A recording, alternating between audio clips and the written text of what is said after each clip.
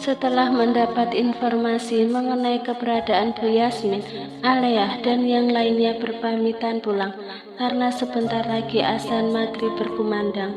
Selain memberikan bahan sembako, Darel juga memberikan sejumlah uang untuk Mbah Gayatri. Awalnya dukun beranak itu menolak, tapi karena dipaksa oleh Alea dan Bu Rahmi, dia akhirnya mau menerima. Bu Rahmi, jauh nggak Bukit Wonoponco dari kampung ini? Tanya Mama Marisa. Wanita parubaya itu tidak sabar lagi ingin segera ke sana. Sekitar 2 jam perjalanan. Bisa naik mobil nggak Bu?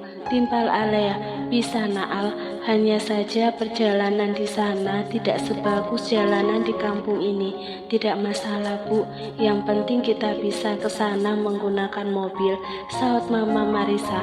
Malam harinya, setelah makan malam, mereka berunding mengenai perjalanan besok ke lereng Bukit Wonoponco. Firdaus, besok sudah hari Minggu.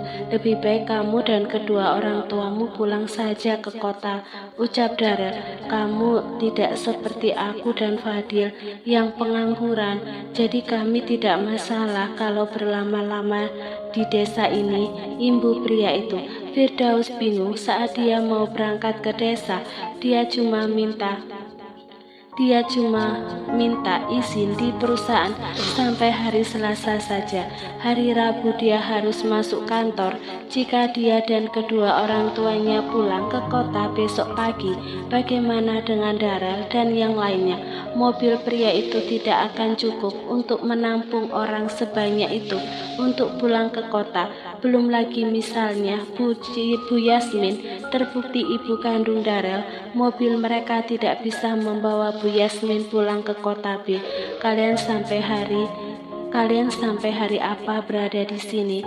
Aku hari Rabu masuk kerja, paling lambat hari Selasa aku sudah harus pulang dari kampung ini, tutur Firdaus. Darel sebenarnya juga memikirkan transportasi untuk dia pulang nanti ke kota, tapi dia tidak enak pada Firdaus. Dalam hatinya menyesal kenapa sebelum berangkat ke kampung ini dia melarang Fadil untuk membawa mobil sendiri. Firdaus, jujur aku sebenarnya membutuhkan mobil kamu untuk kita pulang ke kota B. Bisa tidak aku minta kamu di sini sampai hari Senin? Semoga urusanku di kampung ini segera selesai dan kita bisa pulang Selasa pagi, tutur Darel. Mendengar penuturan Darel, Firdaus setuju. Rencananya mereka semua akan berangkat ke lereng Bukit Wonoponco. Firdaus dan Pak Rahmat penasaran dengan tempat itu, makanya besok mereka ingin ikut juga ke sana. Pagi harinya sekitar jam 7, nampak 2 buah mobil keluar dari halaman rumah Bu Rahmi. Mereka sengaja berangkat pagi agar bisa lebih lama berada di sana. Mobil Firdaus berada di depan karena Bu Rahmi yang sebagai petunjuk jalan ikut mobil Firdaus. Kamu sering pergi ke lereng Wonoponco, Rahmi? Tanya Bu Rasti. Enggak Mbak, semenjak menikah aku tidak pernah lagi pergi ke tempat itu. Jam 9 pagi, 2 buah mobil sudah tiba di dekat lereng bukit. Bu Rahmi turun dari mobil karena ingin bertanya pada penduduk kampung yang ada di sana mengenai rumah yang sedang mereka cari. Permisi Bu, saya mau bertanya di mana rumah Ibu Yasmin. Saya tidak tahu Bu, saut seorang ibu yang sedang membawa keranjang berisi cucian. Bu Rahmi kemudian melangkah lagi. Kali ini dia mengetuk sebuah rumah. Anda siapa ya? Saya Rahmi dari desa Ponco. Saya kesini mau mencari rumah adik Mbah Gayatri, dukun beranak di kampung Ponco. Bu Rahmi kemarin lupa menanyakan siapa nama adik Mbah Gayatri. Adik dukun beranak kampung Ponco, ucap orang itu lirih sambil mengingat-ingat. Kalau Ibu Yasmin, Ibu tahu nggak? Tanya Bu Rahmi lagi. Di sini tidak ada yang namanya Yasmin, tapi kalau adik dukun beranak bernama Kampung Ponco ada. Rumahnya ada di ujung sana. Tunjuk ibu itu pada sebuah jalan. Mendengar itu, Bu Rahmi langsung tersenyum. Sepertinya yang dimaksud oleh wanita di depannya ini benar-benar adiknya Mbah Gayatri. Baik Bu, terima kasih ya, ucap Bu Rahmi. Sebelum berlalu dari rumah ibu itu, dia kembali masuk ke dalam mobil. Belok ke arah kanan, Daus. Bu Rahmi menunjuk ke arah jalan yang ditunjuk oleh ibu tersebut. Di jalan yang mereka lewati, hanya ada sebuah rumah yang letaknya di ujung jalan. Rumah ini sepertinya terasing dari rumah penduduk di lereng bukit. Firdaus dan Darel kemudian memarkirkan mobil di halaman rumah tersebut. Setelah turun dari mobil, Darel melihat ke arah bangunan kecil yang terbuat dari kayu dan memiliki atap daun nipah. Apa benar ibuku tinggal di rumah ini? Tanya Darel dalam hati. Bu Rahmi dan Mama Marisa melangkah ke arah pintu rumah. Pintu rumah itu tertutup rapat, tapi jendela bagian samping rumah terbuka lebar. 3 kali Bu Rahmi mengetuk pintu, tapi tidak ada yang membuka pintu. Assalamualaikum. Mama Marisa juga ikut mengetuk pintu. Ternyata sama saja hasilnya, tidak ada yang membuka pintu. Kalian siapa? Tanya seorang wanita yang sedang membawa bakul berisi jagung. Sepertinya wanita itu habis memanen jagung. Saya Rahmi dari desa Ponco. Kemarin kami ke rumah Mbak Gayatri karena ingin mencari seorang wanita yang dulu pernah melahirkan seorang anak laki-laki bermata biru, tutur Bu Rahmi. Kata Mbak Gayatri, Ibu Yasmin ada di rumah ini. Izinkan kami bertemu, Bu. Ibu wanita parubaya itu. Di sini tidak ada wanita yang kalian cari, saut wanita itu. Lebih baik kalian segera pergi dari tempat ini. Ibunya mengusir. Melihat penolakan wanita itu, Alea lalu menarik jaket yang dikenakan suaminya agar suaminya mengikuti langkahnya ke arah wanita itu. Saat ini Kenzo berada di dalam gendongan Darel. Bu, izinkan kami bertemu dengan Bu Yasmin. Coba Ibu lihat mata suami dan anak saya. Keduanya memiliki mata berwarna biru. Kami kesini hanya ingin memastikan saja apakah suami saya adalah anak Bu Yasmin atau bukan. Kalau bukan, kami akan segera pergi dari sini, tutur Alea. Wanita itu tidak menjawab. Netranya memandang ke arah mata Darel dan mata Kenzo. Setelah melihat itu, dia langsung melangkah ke arah pintu dan membuka daun pintu rumah. Silakan masuk, seru wanita itu setelah membuka daun pintu lebar-lebar. Rumah tersebut terlalu kecil sehingga yang masuk ke dalam rumah hanya Ibu Marisa, Darel, Alea bersama kedua anaknya serta Bu Rahmi, sedangkan yang lainnya duduk di depan rumah. Di dalam rumah, wanita itu melangkah ke sebuah kamar. Beberapa menit kemudian, ibu itu membawa keluar seorang wanita berpakaian lusuh. Rambut panjangnya sedikit berantakan. Nampak sekali wanita itu tidak mengurus dirinya. Meskipun begitu, wanita itu masih terlihat cantik. Bahkan kalau didandani akan lebih cantik dibanding dengan Mama Marisa. Yasmin, ada orang yang mencari kamu, ujar ibu itu. Namun Bu Yasmin hanya diam, tatapannya nampak kosong. Bu Yasmin, kenapa Mbak? Apa terjadi sesuatu dengan dirinya?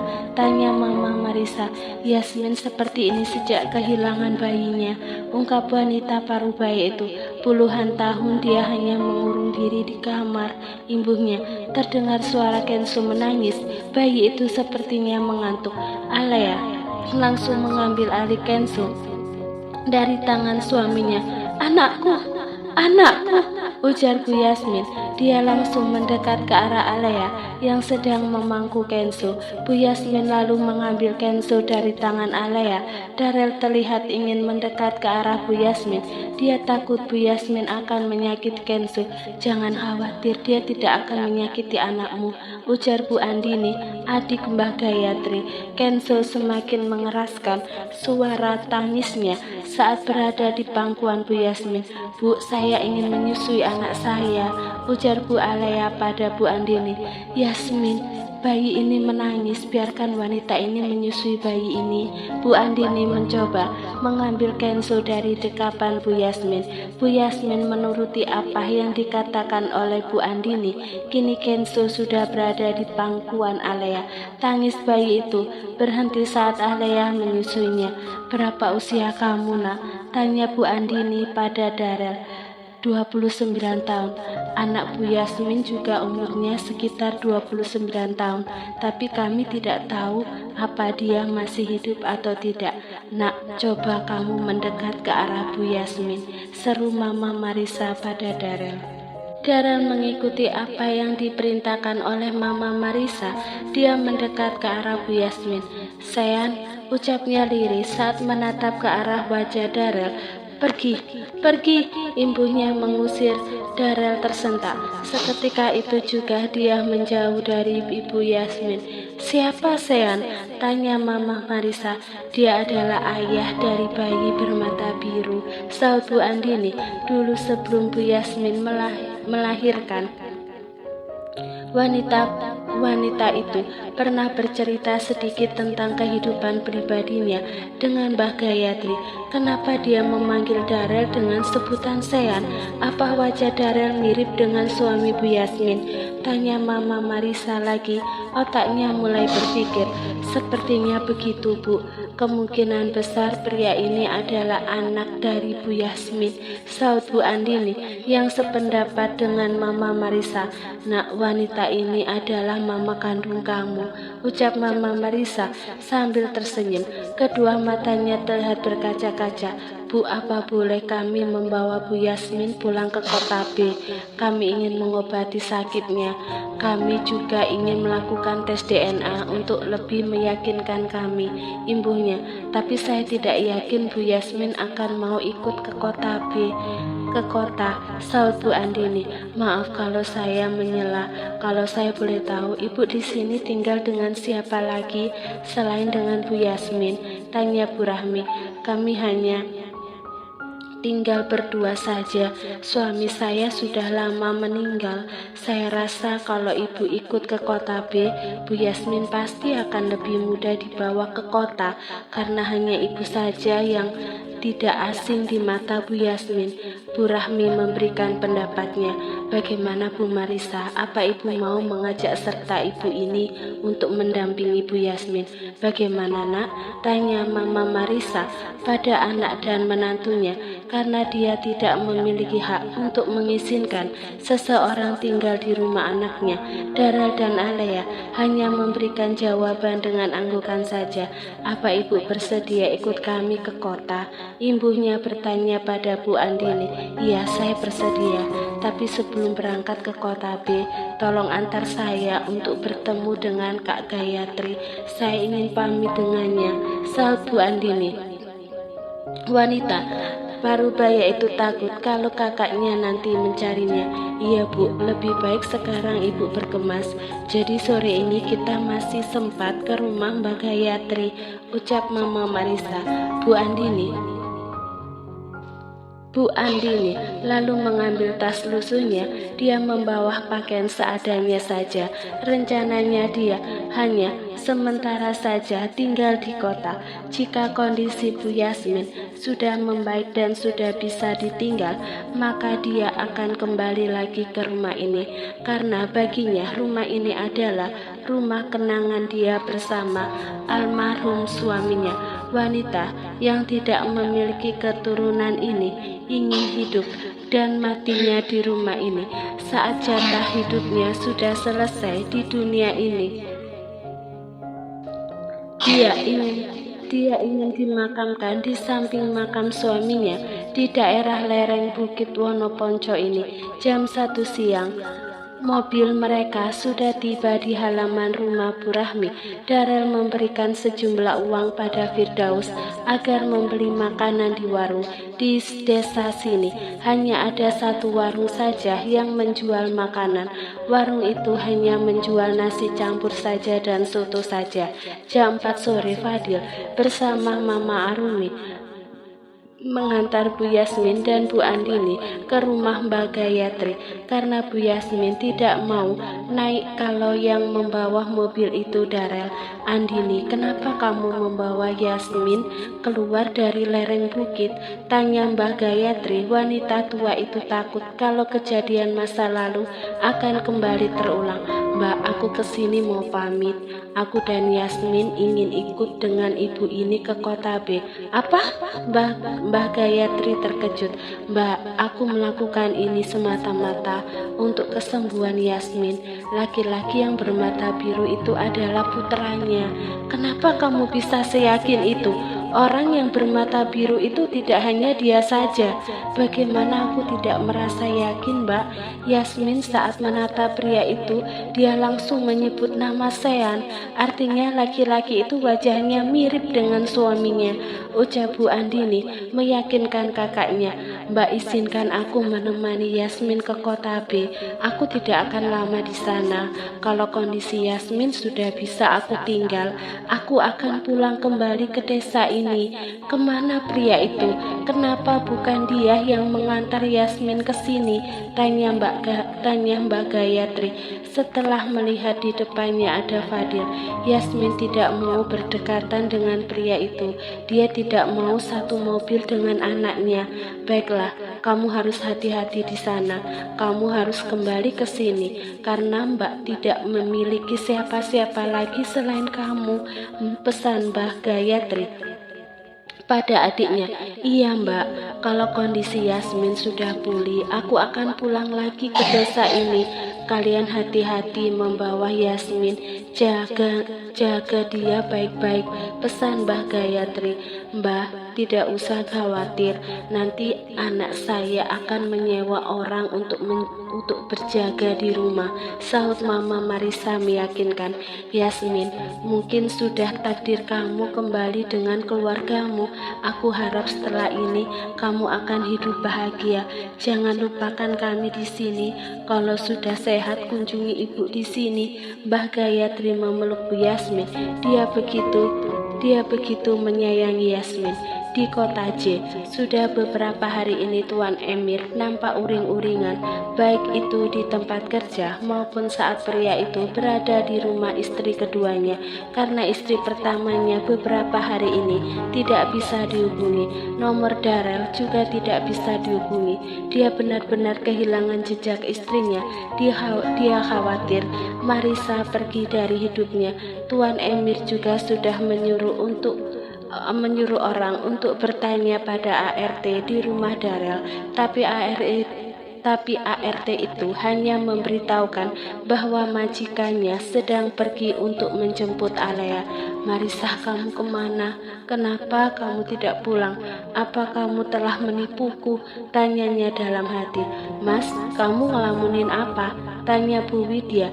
Dia melihat suaminya duduk bersandar pada headboard ranjang. Aku tidak melamun. Pria itu mengelak. Andai saja istri keduanya ini sampai tahu kalau dia saat ini sedang memikirkan Marisa, pasti Widya akan marah besar. Kamu gak usah berbohong, Mas. Kita menikah bukan hanya hitungan bulan saja. Bu Widya sangat kenal dengan karakter suaminya, sama seperti Marisa juga sangat kenal bagaimana suaminya. Pasti kamu lagi memikirkan Marisa kan? Imbuhnya. Widya tidak bisa dibohongi, sebab kalau suaminya sedang ada masalah di perusahaan, lelaki itu pasti menghabiskan waktunya di ruang kerja, bahkan sampai ketiduran di sana. Berbeda dengan sekarang, posisi suaminya saat ini sedang berada di dalam kamar. Tuan Emir tidak menjawab. Dia memilih berbaring memunggungi istrinya sambil memejamkan matanya. Bu Widya begitu geram dengan keadaan ini. Sudah lebih dari 20 tahun dia menunggu suaminya membuang Marisa, tapi keduanya masih belum bisa dipisahkan. Dia heran dengan Marisa, kenapa hingga saat ini wanita itu masih bertahan di sisi Tuan Emir, padahal suaminya tidak adil pada Marisa. Suaminya selama ini selalu berat pada dirinya. Kembali ke desa Ponco, pagi hari sekitar jam 6, Alea dan yang lainnya bersiap ingin pulang ke kota. Rencananya Mika, Bu Yasmin, dan Bu Andini akan ikut mobil Firdaus karena hingga saat ini Bu Yasmin masih tidak ingin didekati oleh Darel. Kalau dipaksakan dia akan ketakutan dan itu akan membuatnya kumat hingga sampai berteriak. Kalau sudah begini Kenzola yang akan menjadi obatnya. Dia akan kembali tenang jika didekatkan dengan Kenzo. Jam 4 sore, mobil Darel dan mobil Firdaus sudah tiba di halaman rumah Darel. Setelah turun dari mobil, Mika membantu Bu Yasmin untuk turun dari mobil. Pak Darel, kami mau langsung pulang ke rumah. Firdaus pamit mewakili kedua orang tuanya. Firdaus, tolong nanti carikan aku psikiater yang mau dipanggil ke rumah. Menurutku Ibu Yasmin tidak terlalu parah, jadi masih bisa dirawat di rumah. Darel masih saja suka memerintah orang seenaknya, padahal dia sudah bukan atasan Firdaus lagi. Baik Pak. Firdaus kemudian masuk ke dalam mobil. Fadil, tolong cari beberapa orang untuk menjaga keamanan di rumahku, ucap Darel saat melihat Fadil memanaskan mesin mobil. Iya, besok ya, aku capek, mau pulang dulu. Fadil terlihat sangat lelah sekali karena sepanjang jalan hanya dia saja yang menyetir mobil, sedangkan Darel lebih banyak membantu Alea mengasuh Kenzo. Di dalam rumah, Bu Yasmin dan Bu Andini langsung dibawa Alea ke kamar tamu lantai bawah. Mama Marisa sudah sejak tadi naik ke lantai atas karena sejak tinggal di rumah ini dia selalu satu kamar dengan Siren. Baru saja sampai di kamar Siren, ponsel Mama Marisa berbunyi. Dilihatnya layar ponsel itu ternyata Tuan Emir yang menelponnya. Assalamualaikum. Waalaikumsalam Mas. Waalaikumsalam Marisa. Kamu dari mana? Kenapa HP kamu tidak bisa dihubungi? Cecar Tuan Emir. Pria itu baru saja memeriksa HP-nya. Dilihatnya pesan yang dikirimnya beberapa hari yang lalu sudah centang 2. Saat ini dia masih berada di kantor sehingga dia lebih leluasa menelpon istri pertamanya. Aku ikut Darel menjemput istrinya. Di sana tidak ada sinyal. Marisa, aku minta sama kamu pulang. Aku sudah melakukan apa yang kamu minta. Jadi kamu harus menepati juga janji kamu. Iya, besok aku akan pulang. Sebenarnya Mama Marisa tidak ingin kembali ke kota J, apalagi sekarang ada Ibu Yasmin. Dia ingin melihat perkembangan wanita itu. Namun demi kebahagiaan Darel dan keluarga kecilnya, Mama Marisa rela berkorban. Beberapa hari kemudian, Andre pulang ke kota J. Dia ingin membuat kesepakatan dengan papanya mengenai harta warisan. Andre, papa kamu sekarang lagi ada di ruang kerja. Cepat kamu temui dia. Ma, aku baru saja pulang mandi juga belum. Dre, sekarang Marisa ada di kota ini. Mama takut papa kamu akan pulang ke rumah wanita itu. Ayo cepat susul papa kamu di ruang kerja, seru Ibu Widya. Iya, saut Andre kesal. Badannya masih capek tapi sudah disuruh-suruh oleh mamanya. Andre keluar dari kamarnya. Pria itu langsung mengetuk pintu ruang kerja. Baru datang kamu, Andre? Tanya Tuan Emir saat melihat putranya masuk ke dalam ruangan. Iya Pak, aku kesini mau membicarakan masalah perjodohanku dengan Bianca. Kebetulan sekali Andre, tadi siang Bianca ada menghubungi Papa, katanya dia mau menikah dengan kamu. Pak, aku mau menerima perjodohan itu, asal Papa mau mengabulkan permintaanku. Kamu mau minta apa lagi Andre? Perusahaan di kota B sudah Papa kasih ke kamu. Apa masih kurang? Beberapa minggu yang lalu Papa sudah mengusir Darel dari perusahaan. Papa juga bilang padanya sudah mengeluarkannya dari keluarga Adi Wijaya. Jadi aku minta sama Papa coret nama Darel dari daftar hak waris itu. Hak waris itu permintaan aku. Tuan Emir terlihat membuang nafas kasar. Baginya Andre ini mewarisi sifat istrinya. Di otaknya harta dan harta. Baiklah, Papa akan turuti permintaan kamu.